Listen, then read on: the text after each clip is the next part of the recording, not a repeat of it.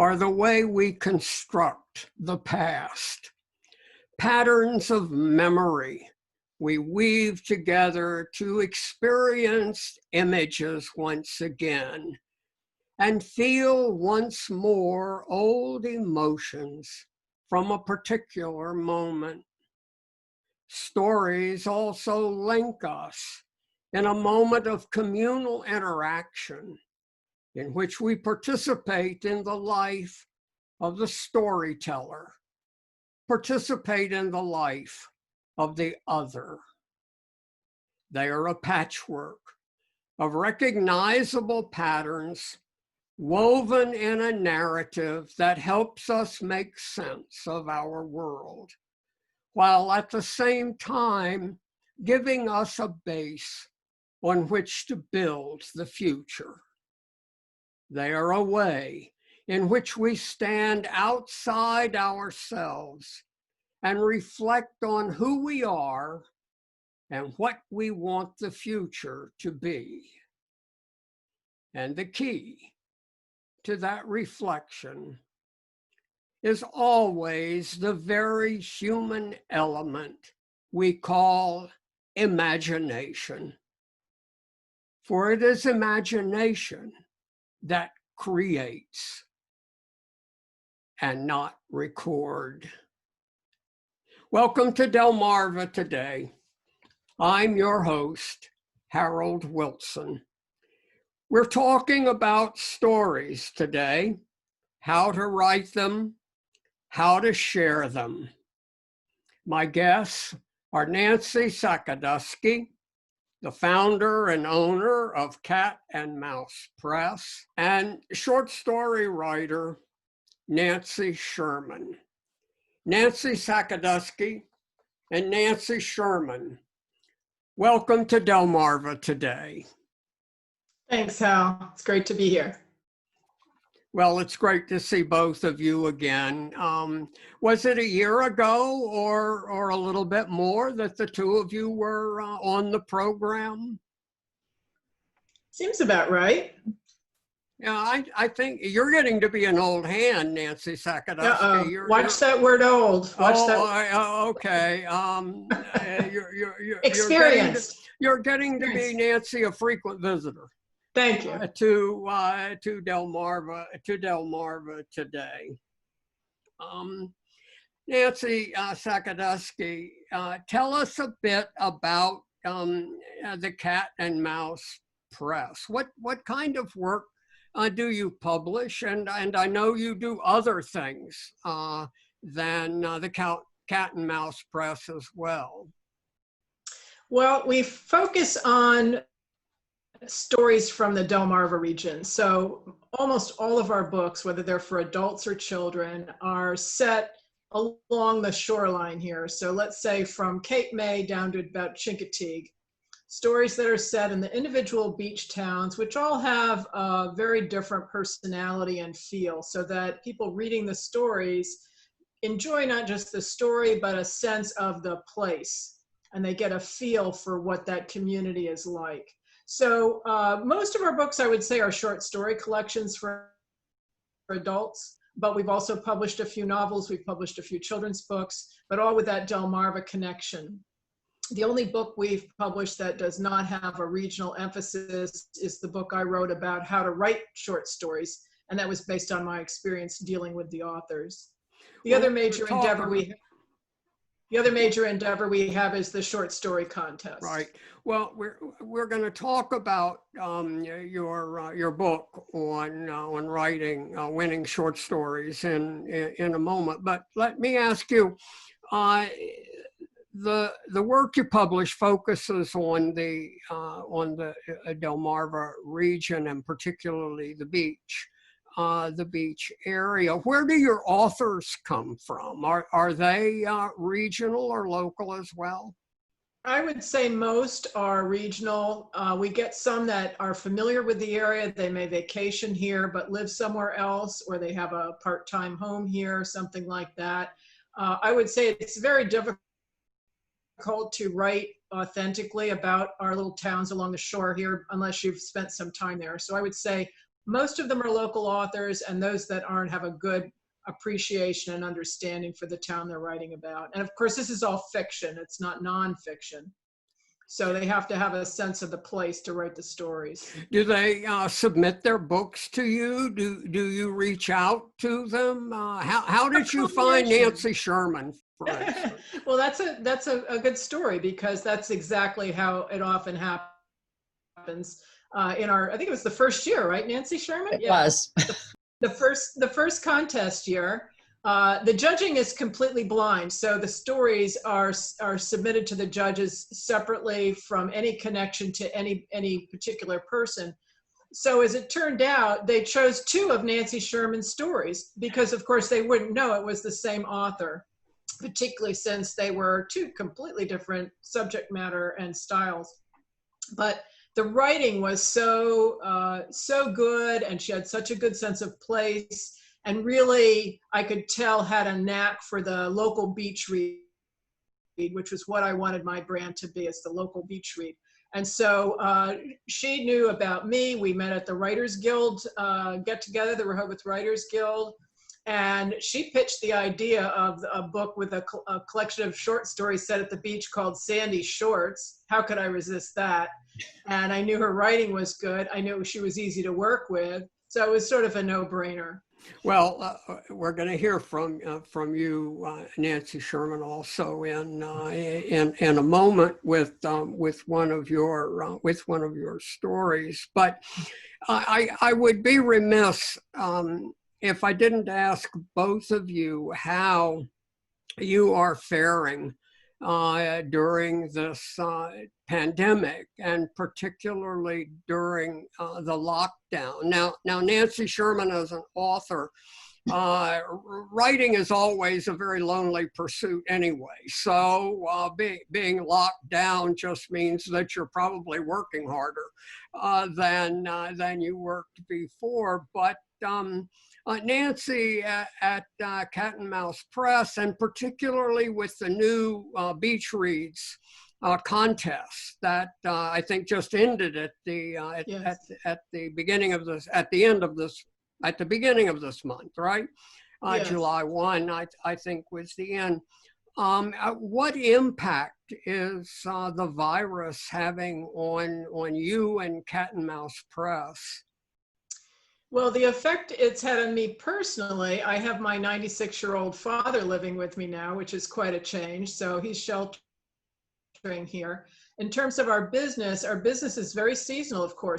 Most of our books are sold in the summer, and most of our customers, the bookstores, the gift shops, the children's clothing and toy stores, have been hit hard. So our sales are definitely low this year compared with past years. We weren't able to have a book launch for our most recent book, Sandy Paws. That was a book I thought was a great book. It's a lot of fun because it's pets at the beach, and I knew it would have a big reception. We had all sorts of events planned, and none of that was able to take place.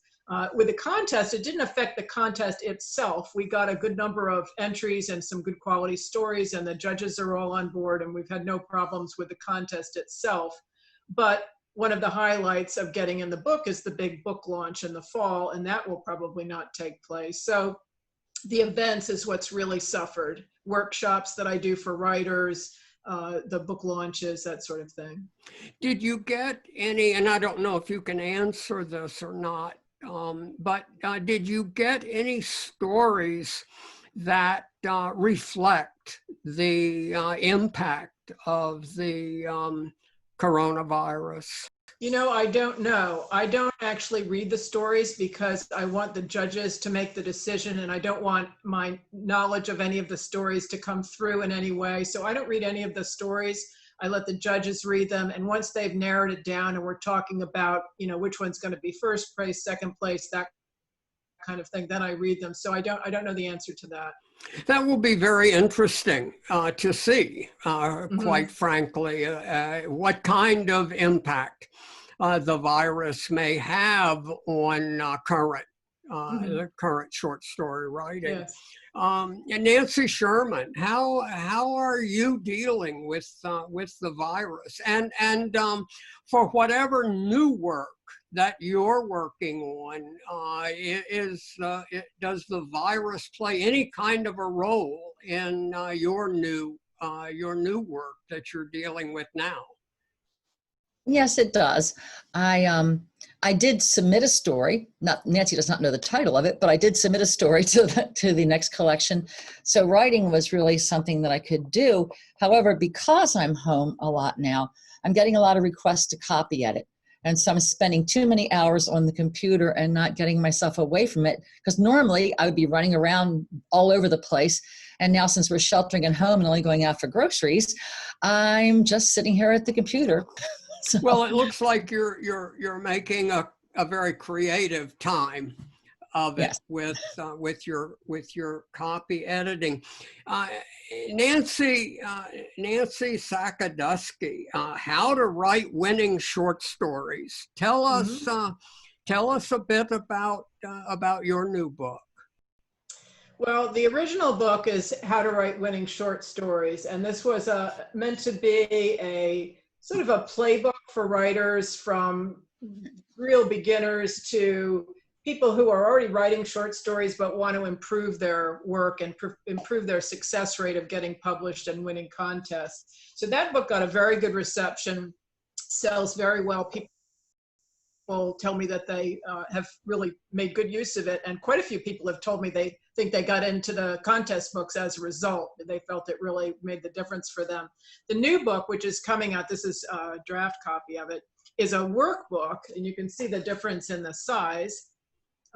This is a workbook based on the original book, and this has exercises, checklists, grids.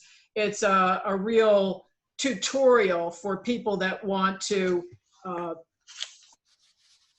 take it up another notch. I don't know how visible it is on here, but it's lots of pencil and paper exercises where they can use their own writing or make up something new to try to learn the skills that are being taught. Nancy, is it primarily a craft book, how to refine and develop the craft of writing?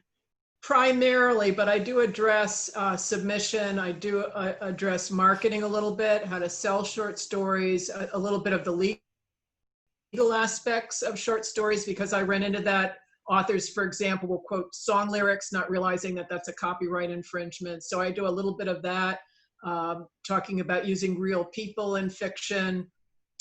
So a little bit of legality, a little bit of marketing, a little bit of the business side of things. But I would say the overwhelming part of the book is craft, the structure, characters, setting, that kind of thing. Yeah, I was just going to ask you, what aspect of craft do you deal with primarily?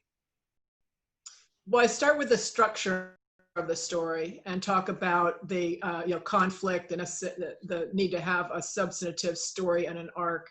I talk about characters, setting, dialogue, how to avoid the backstory, getting across the setting and the characters through action and dialogue rather than just description. So I've taken, again, a lot of the common errors I make, even things like choosing the title. I get stories submitted to the contest, and the theme this year is beach mysteries. So somebody might submit a story, a beach mystery. Well, that's someone who didn't even take a moment to think about what the title should be. Yeah. So I talk about ways to select a title that really helps showcase a story. So that sort of thing. Well, you've mentioned a couple of times now setting. And I get the feeling that setting is very, very important to you. Of course, you focus on setting with the beach, yes. With the beach area. So relative to setting, you chose a piece that you wanted to read to us that that illustrates a good use of setting, or at least a treatment of setting that pleases you. So, yes. Would you mind reading that for us and then saying a few words about it? Okay, so this was a very short piece that was in our book, Sandy Paws, that I mentioned earlier. So the idea with this book, which was not a contest, it was curated, but the idea here was to have short stories, and there are even a few poems that have a cat or a dog or both in a beach setting, set in one of our local cities or towns. So this is a piece, very short, called Running with Joey by Wright. When Joey sees me putting on my running shoes, he wags his wispy black tail, stares with earnest brown eyes, and waits. For 3 months, he chewed up shoes and chairs, tore through the house, and flopped his sloppy chew toys into my lap every time I sat down to read the newspaper. To use up his energy, I started taking him running. My arthritic hands mold and fold onto his leash, and I hang on and try to steer at a pace faster than any race I've run. At the bridge, I yell, "Stop!" and plant my feet. I catch my breath. Through years of running, I've lingered on this bridge to search for red-eared turtles, giant carp, and occasionally the enormous snapper with beady eyes and a pink snout. I've watched mallard babies grow from fluff balls into iridescent feathered creatures. Herons and bald eagles perch in the crowns of these trees. Joey lurches left, yanking me off the bridge after a squirrel. So fast, so strong. What kind of dog is this skinny puppy we adopted from the shelter last June? And why did his first mother abandon her beautiful black baby with his white crossed chest and one white paw? With both hands, I force him back to the path to lure him the last quarter-mile to the ocean. Joey tugs me onto the beach until the fragrance of a fish or a sand crab turns him in a circle. He digs, he tunnels, he spews wet sand into my face, my shirt, my legs, my old blue shoes. I wonder how I will ever teach Joey to slow down, to watch turtles under the bridge and birds in the trees, to taste the salty air, to listen to the pulse of the surf, and to behold a red-orange sun as it rises out of the sea, to run my run, to be my child, to lead me and these old blue running shoes back home. What is it, Nancy, about the setting in this story that that attracted you, that captured you in a sense? For such a short piece, she really gives you a lot of sensory clues that people that are familiar with this area would recognize. The idea of standing on a bridge and looking over and seeing turtles and fish is an experience many of us have enjoyed here. Certainly sunsets, and of course, many people have dogs that they run with, so there's that aspect too. But the imagery of the dog digging on the beach, looking for sand crabs, spewing the wet sand, there's just so much sensory detail, the pulse of the surf, the salty air, the tastes, the smells, the visual elements. She just really does a great job of capturing some of the wilder side, the more natural side of this area, as opposed to, we get other stories also good, not a comparison, just to give a distinction. Some of the stories focused on the boardwalk and the French fries and the fun of the lively nights and that kind of thing of the beach life. This focus more on the environmental side, the nature side, and I thought it was a very interesting piece, and still worked in the idea of a dog and the companionship with a dog. Well, I thought that there was a lovely shift toward the end, which gave the story more depth. Definitely. Than just a walk Yes. with the dog, and the sense of the owner's ability to Yes. feel and to reflect and contemplate the setting, whereas the dog reacts to the setting. So I thought that shift was a significant shift. Nancy Sherman. Yes. Your first collection of short stories, Sandy Shorts, was awarded a regional first place by the Delaware Press Association, and a national first place by the National Federation of Press Women in 2015 when it came out. And now your more recent book, More Sandy Shorts. And by the way, I agree. What a magnificent title. The second collection won those same two awards again in 2019 when it came out. And your short stories have also been published in several anthologies. You're going to read a short story that you've edited for us, The Cost of Happiness. And I would appreciate it if you would read that for us. Okay. When my sister Vivian invited me to spend spring break with her in Rehoboth Beach, Delaware, as her treat, I should have known she was buttering me up for something. On our first day there, while sipping tea and munching scones delivered to our balcony at the hotel, Vivian gestured toward the ocean with a wide sweep as though she were one of those models on The Price is Right. Just look at that view, Gabby. Wouldn't you love to be able to see that the entire summer? Of course, but we can't afford a summer rental. Who said rental? I'm talking about owning a beach house. Viv, have you lost your mind? Our teaching salaries aren't enough to support homes in Baltimore and Rehoboth Beach. Vivian gave me the teacher look, as though that would work on another teacher. Just think of spending our summer breaks here. We can pool the inheritance we got from Grandmom, but we really should act now so we'll have the mortgage paid down before we retire. And then you and I can enjoy our senior years near the beach. She handed me the last scone, so I knew something big was about to be added to the discussion. Wendy, our real estate agent, will show us houses today. This was the kind of setup Vivian was famous for. At 11 a.m., a petite blonde 20-something arrived at the hotel. She bubbled over with cheerleader energy. Good morning, ladies. She held out a shiny folder. Here are the houses we'll tour today. Vivian opened the folder. Beautiful. Which one will we pick to be Two Sisters Beach House? The agent smiled. Naming a beach house is an old custom, but it's trending again. Wendy drove them to Fenwick Island to an ocean view beach house built atop thick wood pilings. It was spectacular. The furnishings and the amenities were worthy of a movie star. Certainly the house was beautiful, but I was fairly sure there was no way my sister and I could afford it, not even with our inheritance from Grandmom. So what's something like this cost? Wendy winked.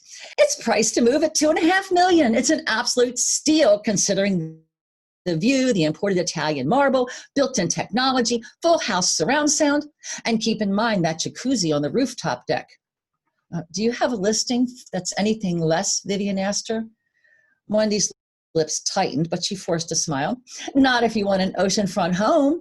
Anything this close to the beach will be at least $1 million, even for a fixer-upper. I wish you'd been upfront about your budget. Text me a realistic price point, and I will assure you I can find you a perfect summer home. Back at the hotel, Vivian addressed the issue. As far as I'm concerned, Gabby, we can stop the search. You were right. We can't afford a beach house. Sure we can. I couldn't believe I was saying this, but I could see my sister's eyes tearing up. We just can't afford one of those. So we have to change our idea of a beach house. You know that Laurie, the sophomore counselor at school, has a place nearby, right? She told me she'll be there this week. Why don't we go visit her? I heard she has a trailer, not a house. I never said she had a house. I said she had a place. By the way, it's called a mobile home, not a trailer. Maybe later in the week. I need a day to recover. The next morning, Vivian declined to visit Laurie, but insisted that Gabby take the car and go alone. Laurie's mobile home was part of a community called Aspen Meadows on a quiet back street. When I pulled into the community, I was surprised how different it was from what I had imagined. Surrounded by lush trees and shrubs, the mobile homes seemed more like cottages. There were porches, gardens, and landscape lawns. Laurie was standing on a redwood deck, waving me onto the parking pad in front of her home. She pointed to a hand-painted sign hanging on the railing of the deck. Board of Education, get it? That's why we call our mobile Board of Education. She handed me a glass of wine. Where's Vivian? Nursing a migraine back at the hotel. I clicked wine glasses with Lori, but she told me to take pictures. I opened my cell phone and clicked a photograph of the French doors as I followed Lori inside. This is a mobile? I can't believe it. Lori nodded. Yeah, if I say that my beach house is a mobile, everyone at school thinks I have a camper on a plot of dirt. Following my sister's request, I took photos of each room, the open space concept living area and spacious bedrooms with ensuite bathrooms. This was more space than I had in my townhouse in Baltimore. I want one of these, I said. If you mean it, there's a great double wide like this for sale just down the street, even better than ours. The two guys who own it totally redid the inside. Maison du Martini. It's like something out of Architectural Digest. A wicked grin crossed Larry's face. I'm telling you, Gabby, you need to see this place. It's such a good deal considering the work the guys put into it. You owe it to yourself to check it out before it gets snapped up. Everything Lori said about it was true. A wraparound deck, an enclosed garden area with a fire pit, and a storage shed that had been redesigned into a screened seating area. The interior looked like a spread in a magazine. A cross between Manhattan Cool and Summer Casual. I fell in love immediately and asked Judith, the real estate agent, how much are the owners asking. The list price is $130,000, but there's already an offer for $139,000. After the price tag on the Fenwick Beach House, this price seemed a bargain. Would you like to make an offer? Judith asked. I should have said no. I should have considered my sister's dream of a house with a water view. I should have at least called Vivian before I took out my credit card, but I didn't. I'll offer $139,500. Lori couldn't hide her enthusiasm. For gosh sakes, take photographs. While the agent set up paperwork, I clicked away, though I wondered how I was going to break the news to my sister. What did I just do? You just bid on a beach house, Lori said. This is exciting. Let's go to the hotel and tell your sister and show her the photographs. No. Why not? Viv wants a beach house, literally on a beach, but her search was a disaster. Oh, I see what you mean. Buying a beach house was Vivian's idea, but you beat her to it. Yeah, she'll be pissed, won't she? When Gabby and Lori drove to the hotel to have lunch with Vivian, the beans were almost spilled. During dessert, Vivian grabbed my phone. Gabby, you haven't shown me photos of Lori's mobile. Before I could retrieve it, she opened the photo app. Maison du Martini, what's this? It's a mobile that belongs to two of Lori's friends. I held out my hand for the phone, but Vivian kept flipping through the photographs. She expanded one of them, but I couldn't see which one. Then she clicked around, and I got the feeling she sent a copy to someone, probably herself, though I don't know why she would do that. Vivian declined outlet shopping, so Gabby and Lori went without her. Throughout their shopping, Gabby was consistently dinged as the agent umpired a bidding war for the mobile. On the way back to Lori's, they saw Vivian's car parked in the Maison du Martini driveway. They quickly drove past to Lori's place, just in time for another call from the agent. It's down to you and one other bidder who just offered $140,000. Do you want to counter? No, I withdraw my bid. Lori's jaw dropped. What did you just do? You were so close to getting. I smiled. I think I found a way to have my mobile and still keep my sister happy. But it's going to take a solemn promise from you that you'll never tell Vivian I bid. Lori broke out into a loud laugh. Vivian's the other bidder? Most likely, I think my sister was impressed by the photos and devised her own plan to check out the place. Moments later, Vivian drove up. Surprise! I've come to visit. How'd you find Lori's house? Ignoring my question, Vivian reached into her purse and took out a folded packet of paper. Gabby, I've got exciting news for you.